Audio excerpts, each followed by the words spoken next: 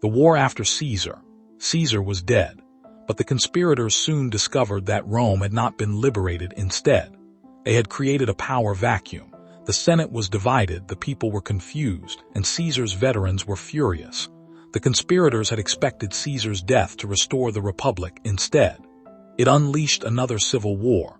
One man immediately understood the danger: Mark Antony, Caesar's longtime ally and one of Rome's most powerful politicians.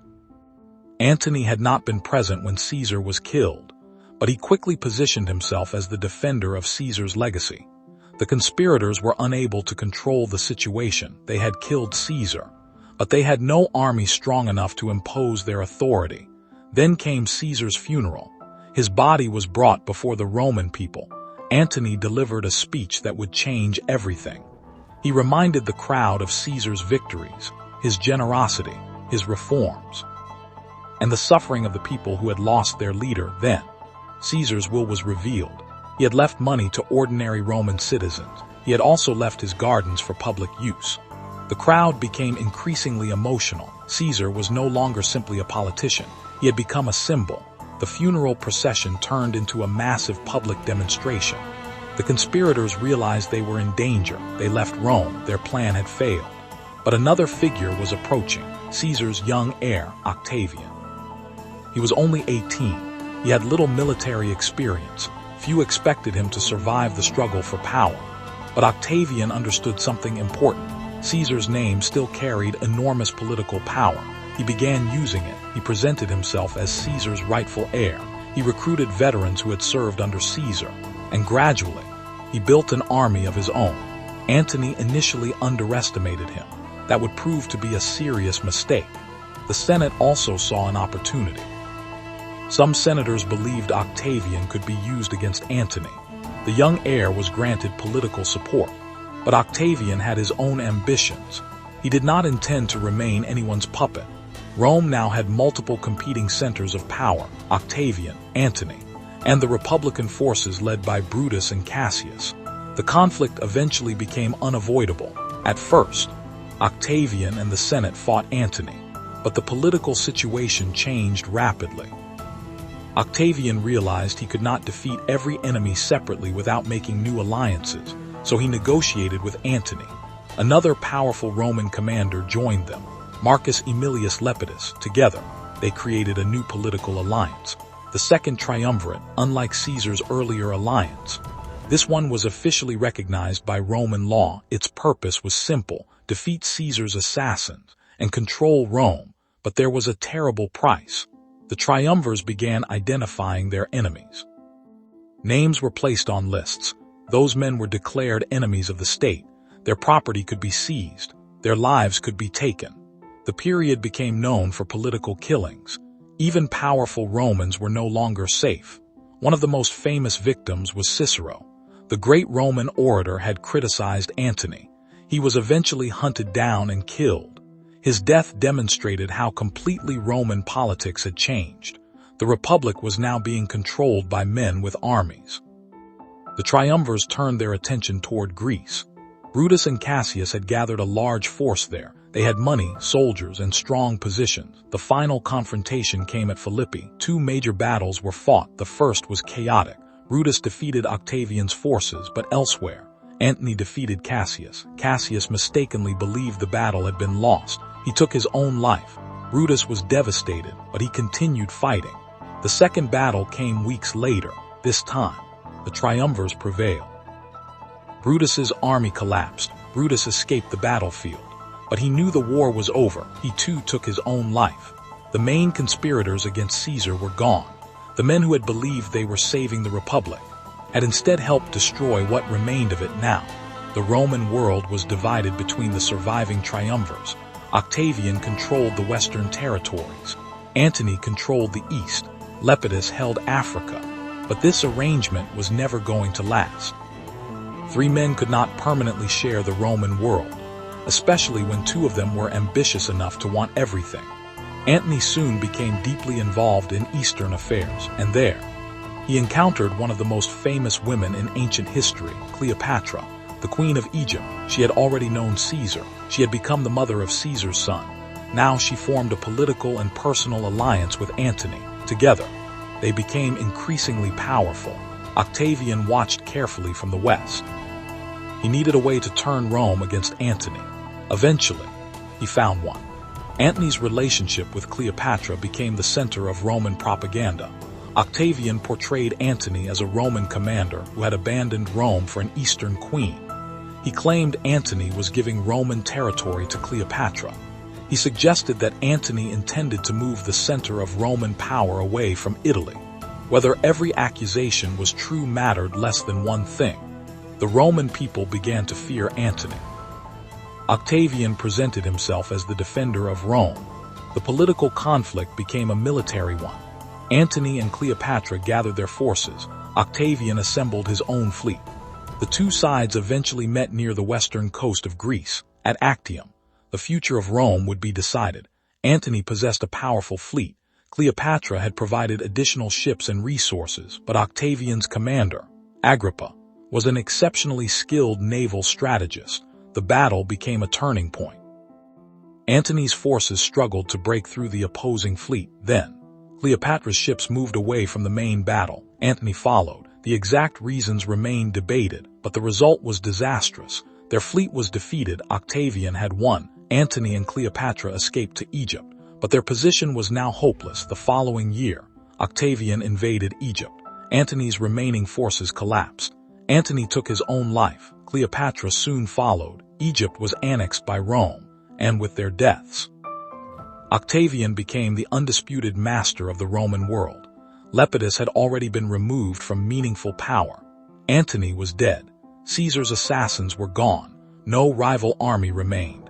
Octavian had achieved what Caesar's assassins had tried to prevent. One man now controlled Rome, but he had learned from Caesar's fate. He understood that openly declaring himself king would be dangerous.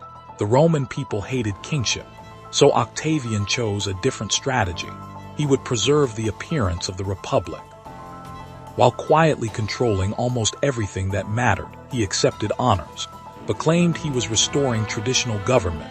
He returned some powers to the Senate, but retained control of the provinces containing most of Rome's legions. He became extraordinarily powerful, without officially calling himself king. Eventually, the Senate granted him a new title, Augustus, a name that would become synonymous with the beginning of the Roman Empire. The Republic had not disappeared overnight. Its institutions remained. The Senate still met, elections still existed, magistrates still held office, but the center of power had changed forever. The age of Roman civil wars was coming to an end, and the age of the Roman Empire was beginning. Yet everything that Augustus achieved had been made possible by the man whose death had started this final struggle, Julius Caesar. His empire had not survived him. His dynasty had not ruled Rome directly. But his name had become powerful enough to reshape the political system itself. The Republic Caesar had entered as a young politician, was gone, and from its ruins, Rome's greatest empire was about to rise. The legacy of Caesar. Rome had entered a new age. Octavian was now Augustus. The civil wars were ending, and the Roman Republic, though its institutions still existed, would never again function as it had before Caesar. But the story of Julius Caesar did not end with his assassination. In many ways, that was when his influence truly began. Caesar had changed Roman politics. He had changed the military. He had changed the map of the Mediterranean. And his name would eventually become a title associated with rulers across Europe and beyond. But to understand his legacy, we have to return to the man himself. Caesar was not simply a conqueror. He was a politician, a general, a writer, a reformer, and one of the most ambitious figures of the ancient world. His rise had been built on an unusual combination of abilities. He understood warfare, but he also understood people. He knew when to negotiate, when to threat, when to forgive, and when to act decisively. His soldiers followed him through some of the most difficult campaigns of the ancient world. That loyalty was not created by victories alone. Caesar often shared hardships with his troops. He appeared on dangerous parts of the battlefield. He rewarded courage, and he understood the importance of giving soldiers a sense that their victories belonged to them as well. But Caesar's military achievements were extraordinary. In Gaul, he defeated armies that vastly outnumbered his own.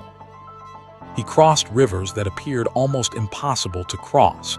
He built roads, bridges, fortifications, and siege works at remarkable speed at Alesia. He constructed an enormous double line of fortifications while simultaneously facing armies both inside and outside the city. The campaign demonstrated something fundamental about Roman warfare. Roman military strength was not simply about individual bravery. It was organization, engineering, discipline, logistics, and adaptability. Caesar mastered all of them. His writings also helped preserve his reputation during the Gallic War. He wrote an account of his campaigns. The work presented Caesar in the third person. He referred to himself simply as Caesar. This style created an impression of objectivity, but the work was also political. Caesar was explaining his victories to the Roman public. He described the threats he faced, the decisions he made, and the reasons he believed his actions were necessary. The result was one of the most famous examples of political military writing in history. His language was clear, direct, and remarkably controlled. Caesar understood that controlling the story could be almost as important as winning the battle. His writings would survive for more than 2,000 years. Students would read them. Historians would analyze them. Military commanders would study them. And politicians would admire the way Caesar presented himself. But Caesar's influence extended beyond warfare and literature. His calendar reform was one of his most lasting achievements. The old Roman calendar had become increasingly inaccurate. Months no longer aligned properly with the seasons. Caesar introduced a new system based on a solar year, the Julian calendar. It included a leap year system designed to keep the calendar synchronized with the Earth's movement around the sun. The system was not perfect. Centuries later, it would be refined again. But the Julian calendar became the foundation for the calendar used across much of Europe for centuries. The modern Gregorian calendar still preserves many elements of Caesar's reform. Even the month of July carries his name. Originally, it was called Quintilis. After Caesar's death, it was renamed Julius, July, a small reminder that Caesar's name survived long after his political system disappeared. His influence also entered the language of power. The Roman imperial title Caesar eventually became associated with rulers. In German, Kaiser; in Russian, Tsar, both words developed from Caesar's name. The name of one Roman politician became a symbol of supreme authority. But Caesar's legacy was not entirely positive. His conquest of Gaul brought enormous wealth and territory to Rome. It also caused immense destruction. Ancient sources describe huge numbers of people killed or enslaved during the campaigns. Modern historians debate the exact figures, but the scale of violence was unquestionably enormous. Entire communities were displaced, cities were destroyed, and independent Gallic societies were gradually absorbed into the Roman world. Caesar himself presented his wars as necessary responses to threats. His opponents often saw something different. They saw ambition, a commander searching for opportunities to expand his power. This contradiction remains at the heart of Caesar's historical reputation. Was he a brilliant leader who expanded civilization? Or was he an extraordinarily ambitious conqueror willing to destroy entire societies for political advantage? The answer depends partly on perspective. To many Romans, Caesar was a hero to his enemies. He was a threat to freedom, to conquered peoples. He could be both a destroyer and the beginning of a new political order. History rarely gives simple answers, and perhaps that is why Caesar remains so fascinating. He was neither purely heroic nor purely villainous. He was a product of a violent political world, while also helping make that world even more powerful. His greatest achievement may have been his ability to recognize that Rome was changing. The old republican system was struggling to control enormous territories. Generals commanded armies far from Italy. Wealth was becoming concentrated in fewer hands. Political factions were becoming increasingly violent. The traditional system was under pressure. Caesar did not create every one of these problems, but he exploited them better than anyone before him. And when he gained extraordinary power, He transformed the political balance forever. Augustus would later build a more stable system on the foundation Caesar had created. The Roman Empire would survive for centuries. Its borders would expand. Its armies would conquer enormous territories. Roman law would spread. Cities would flourish. Trade networks would connect distant regions. And Latin culture would influence Europe for generations. Much of that future became possible because Caesar had broken the political system that existed before him. But his legacy also raises a deeper question. What would have happened if Caesar had never crossed the Rubicon? Would the Republic have survived? Would Pompey have dominated Roman politics? Would another general eventually become dictator? Would the Roman Empire still have emerged? Historians can debate these possibilities forever. There is no certain answer, but one thing is clear. Caesar accelerated history. He pushed Rome toward a future that had perhaps been developing for decades. But he pushed it faster. His death did not restore the Republic. Instead, it created the final chain of events that produced Augustus. And Augustus created a political system that would define Rome for centuries. Caesar's name became immortal not because he lived forever, but because his influence continued after he was gone. His armies disappeared, his political allies died, his enemies disappeared, his republic vanished, but Caesar remained. His name entered calendars, languages, military theory, political thought, literature, and popular culture more than 2,000 years later. People still ask the same questions about him. How did a young Roman aristocrat become the most powerful man in the Republic? How did he defeat armies across Gaul? How did he defeat Pompey? Why did he cross the Rubicon? And why did his fellow Romans ultimately decide that he had to die? The answers reveal something larger than the life of one man. They reveal the transformation of Rome itself. A city that had once been ruled by kings became a republic. The republic conquered the Mediterranean. Its generals became powerful. Its political system struggled to contain them. And eventually, one general crossed a river and changed the course of history. That general was Julius Caesar. His life lasted only 55 years, but within those years, he transformed the political world around him. He conquered Gaul, defeated rivals, reformed Rome, changed the calendar, and became the central figure in the collapse of the Republic. His final victory was not a battlefield victory. It was the survival of his influence. Because Caesar died, but Caesar's world did not. It became the Roman Empire. And the empire that followed would dominate the Mediterranean for centuries. Its roads would cross continents. Its armies would reach distant frontiers. Its laws would influence future civilizations. Its language would shape nations. And its political traditions would inspire rulers long after Rome itself disappeared. So when we remember Julius Caesar, we should not remember only the man who was killed in the Senate. We should remember the young politician who survived Sulla, the commander who conquered Gaul, the general who crossed the Rubicon, the reformer who changed the Roman calendar, the dictator who frightened the Senate, and the man whose assassination failed to restore the world his enemies wanted, because Caesar's greatest legacy was not the territory he conquered. It was the transformation he began. Rome entered his story as a republic. It emerged from it as an empire. The world Caesar left behind. The Roman Republic was gone, but the world Caesar had transformed was only beginning to reveal what it would become. Augustus had inherited the political system created by years of civil war. He understood the lesson Caesar had learned too late. Rome could accept extraordinary power, but it could not easily accept the appearance of kingship. So Augustus ruled differently. He preserved the Senate, preserved elections, preserved traditional titles. But behind those institutions, he controlled the armies, the provinces, and the flow of political power. The result was a new Roman system, an empire that still looked from the outside like a republic. And at the center of that transformation stood the legacy of Julius Caesar. But Caesar's influence did not stop at Rome.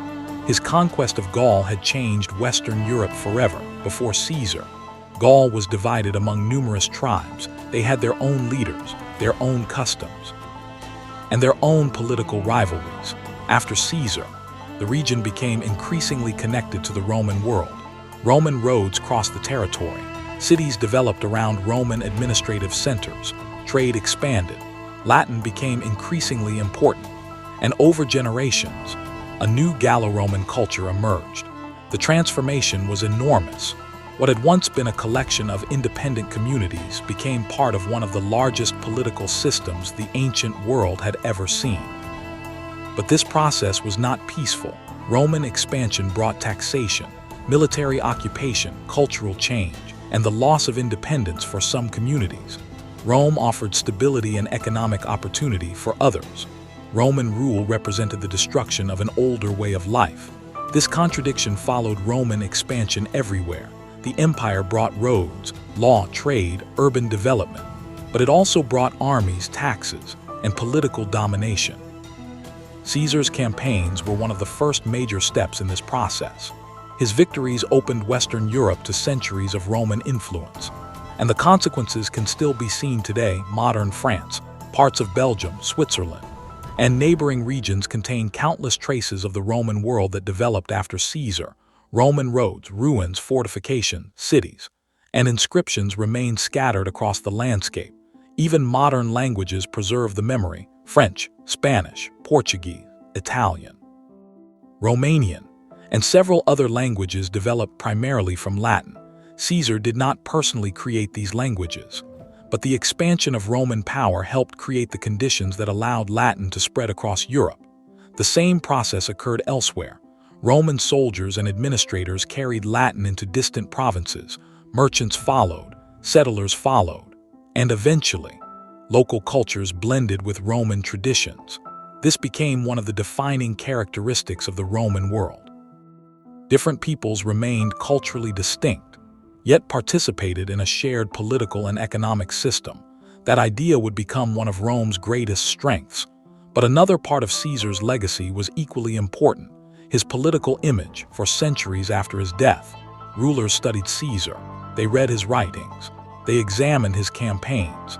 They admired his ability to move armies rapidly.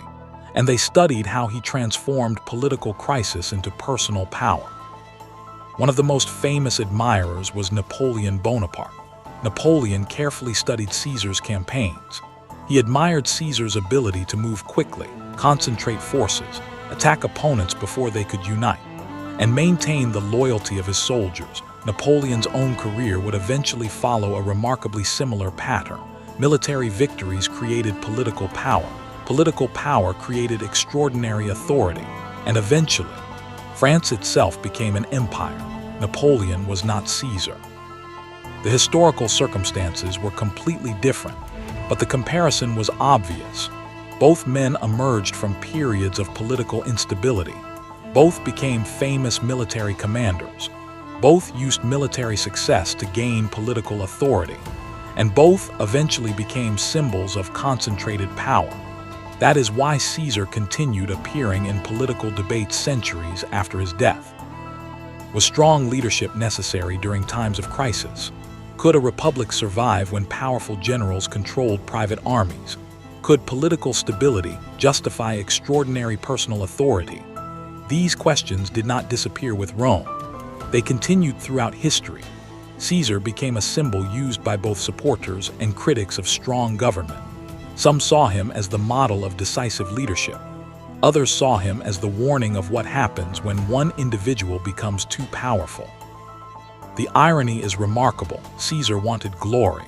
He achieved immortality, but not necessarily in the way he intended. His enemies wanted to destroy his political legacy. Instead, they made his name even more famous. The assassination became one of the most recognizable political events in history. The Ides of March became a phrase known around the world. The image of senators turning against their own leader became a symbol of political betrayal. And the name Brutus became permanently associated with betrayal. Even Shakespeare would later transform Caesar's story into one of the most famous plays in English literature. The drama introduced Caesar's assassination to countless generations. It emphasized ambition, loyalty, betrayal, and the conflict between personal power and political freedom. But Shakespeare was writing more than 16 centuries after Caesar. His play was not a historical recording. It was a dramatic interpretation. Yet the fact that Caesar could still inspire such a powerful work after so much time demonstrates the strength of his legacy. The ancient world continued to remember him. Medieval rulers remembered him. Renaissance scholars studied him. Modern politicians invoked him.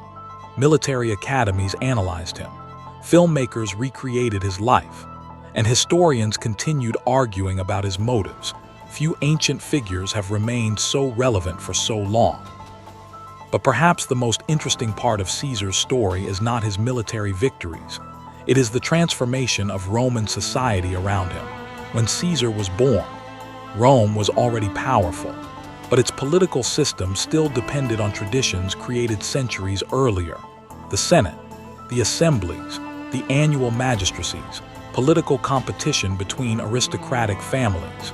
These institutions had once worked surprisingly well. But Rome had expanded far beyond the world those institutions were designed to govern. The Republic now controlled territories across the Mediterranean. Its armies spent years fighting thousands of kilometers away. Its generals became famous. Its provinces generated enormous wealth.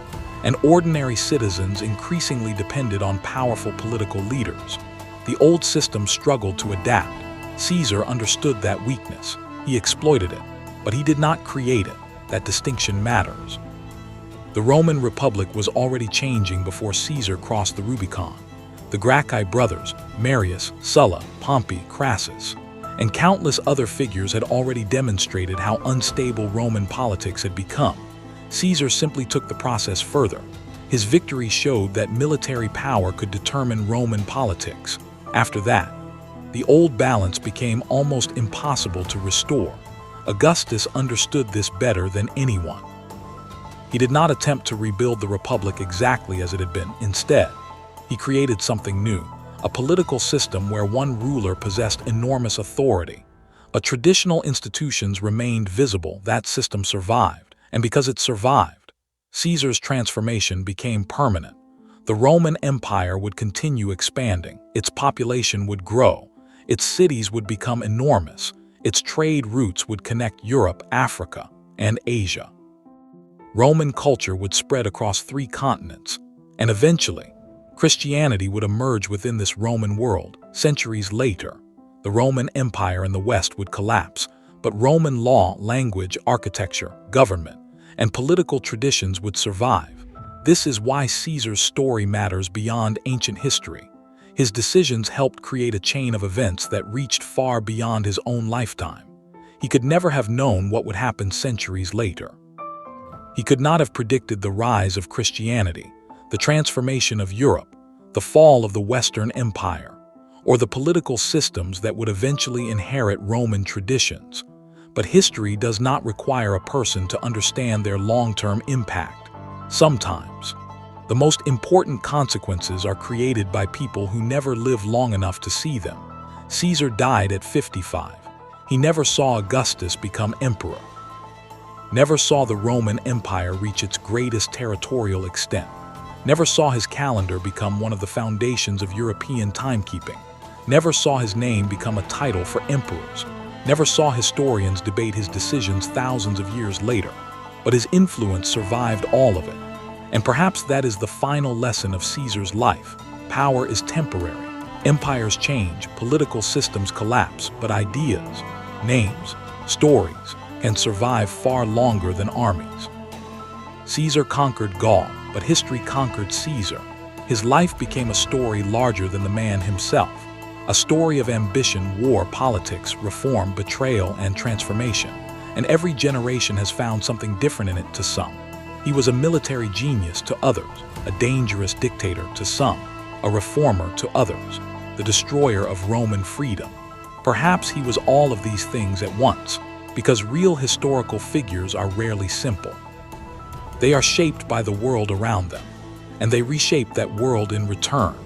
Julius Caesar entered Roman history during a republic already under enormous pressure. He left behind a political world that could never return to what it had been. And that, more than any single battle, may have been his greatest achievement. Caesar did not merely conquer Rome's enemies, he helped transform Rome itself. Caesar's final transformation of Rome The story of Julius Caesar is often remembered as a story of conquest. Gaul, Britain, Egypt, Pompey, the Rubicon, the Senate. But beneath all those events, there was another story, the transformation of Roman citizenship itself. Caesar understood that Rome was no longer simply a city controlling Italy. It had become the center of a vast Mediterranean world. People from Spain, Gaul, North Africa, Greece, Asia Minor, and the Eastern Mediterranean were increasingly connected to Rome. Caesar's policies reflected this changing reality. He expanded citizenship. He settled veterans across the Roman world. He established colonies, and he incorporated people from conquered territories into Roman society, to traditional Roman aristocrats. This could be unsettling. For centuries, Roman identity had been closely connected to the city itself. Political power belonged primarily to Roman citizens. But Rome's expansion was making that definition increasingly difficult to maintain.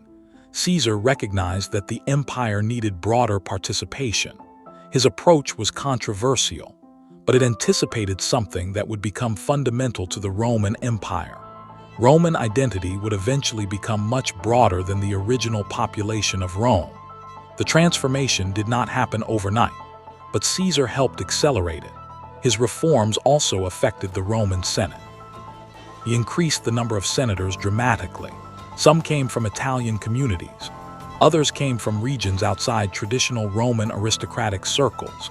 His opponents saw this as an attack on the dignity of the Senate.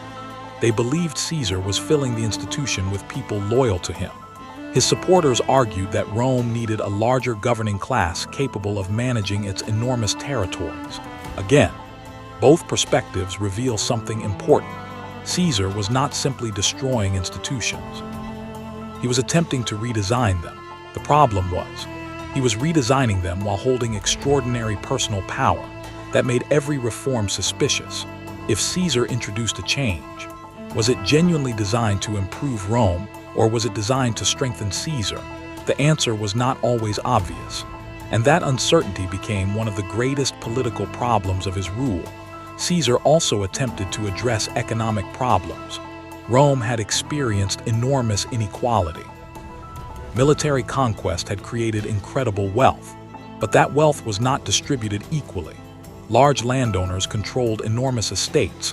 Small farmers struggled. Veterans returned from long campaigns expecting rewards. Debt remained a serious political issue. Caesar introduced measures intended to reduce some of these tensions.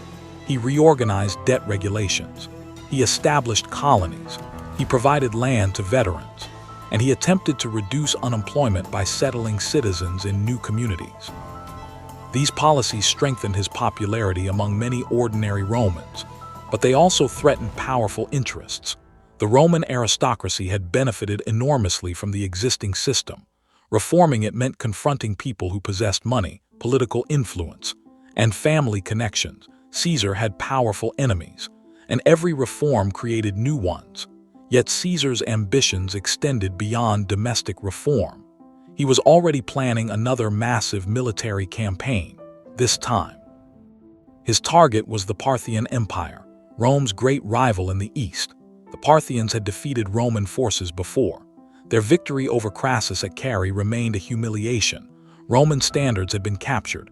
Thousands of Roman soldiers had been killed or enslaved. For Caesar, Parthia represented unfinished business. He planned to march east, conquer territory, and perhaps recover the Roman standards lost decades earlier.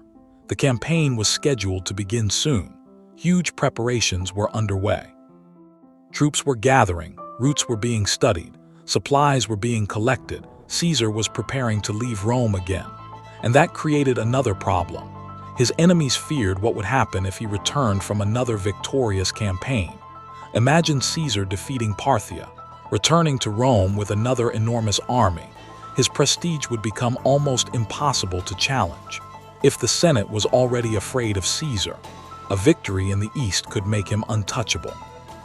This fear contributed to the urgency of the conspiracy. The conspirators believed they had to act before Caesar left Rome. They needed to prevent another military victory from strengthening his position. And so, the Ides of March approached. But there was another reason Caesar's enemies were concerned. His plans appeared larger than simple conquest. He wanted to reshape Rome. He wanted to build new public works, improve roads, expand ports, drain marshes, construct buildings, reorganize provincial administration, and create a more centralized system of government. Some plans were never completed. His assassination ended them. But Augustus later continued many ideas associated with Caesar. This is one of the most important patterns in Roman history. Caesar's political career was interrupted, but his projects did not disappear. They were inherited, modified, and expanded by the rulers who followed him. Augustus was careful to present himself as restoring Rome. But in reality, he preserved much of the transformation Caesar had begun. The result was remarkably successful. Augustus ruled for decades. That stability allowed the Roman state to recover from generations of civil war. The economy stabilized, the army became more organized, the provinces were governed more systematically, and Rome entered a period of extraordinary expansion. This later era became associated with the Pax Romana, the Roman peace. It was not truly peaceful everywhere. Wars continued, rebellions occurred, frontiers remained dangerous, but compared with the chaos of the late Republic, the empire experienced remarkable stability. Caesar never lived to see it, but his actions helped create the conditions for it. This raises an interesting question. Could Augustus have achieved all of this without Caesar? Perhaps. Rome's problems were already enormous. Someone might eventually have created a similar political system, but Caesar changed the timeline. He crossed the Rubicon, destroyed the old political balance, defeated Pompey, and demonstrated that one Roman commander could dominate the Republic. After that, the old system could not simply return. Even Caesar's enemies were forced to operate in the world he had created. Brutus and Cassius raised armies. Antony used Caesar's name. Octavian used Caesar's inheritance, and eventually, Octavian became Augustus, the first emperor. Notice the irony. The men who killed Caesar believed they were destroying dictatorship. Instead, their actions helped create an empire.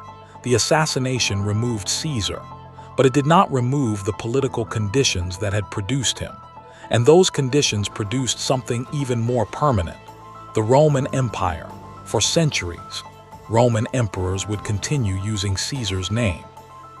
It became part of imperial identity. The name eventually traveled beyond Rome. German rulers used Kaiser. Russian rulers used Tsar, both descended from Caesar. A Roman family name had become a universal symbol of imperial authority. Few names in history have achieved anything comparable. And Caesar's influence also survived through literature. His commentaries became classics of Latin prose. Students studied his grammar, his vocabulary, his military descriptions, his political presentation. For generations, learning Caesar became part of a classical education. Young students translated his writings. Historians analyzed his campaigns. Military officers studied his battlefield decisions, and politicians examined his rise. The man who once wrote reports for the Roman public eventually became one of the most widely studied writers of the ancient world. But perhaps the most important lesson from Caesar's life is not about ambition. It is about institutions. The Roman Republic had survived for centuries, yet institutions are only as strong as the people willing to respect them. When political competition becomes more important than political stability, institutions begin to weaken. When armies become personally loyal to commanders, political authority becomes vulnerable. When wealth becomes concentrated, political equality becomes difficult. When political opponents stop seeing one another as legitimate, violence becomes increasingly likely. Caesar was both a product of these problems and one of the people who accelerated them. That is why his story remains relevant. The story is not simply one ambitious man destroyed a republic.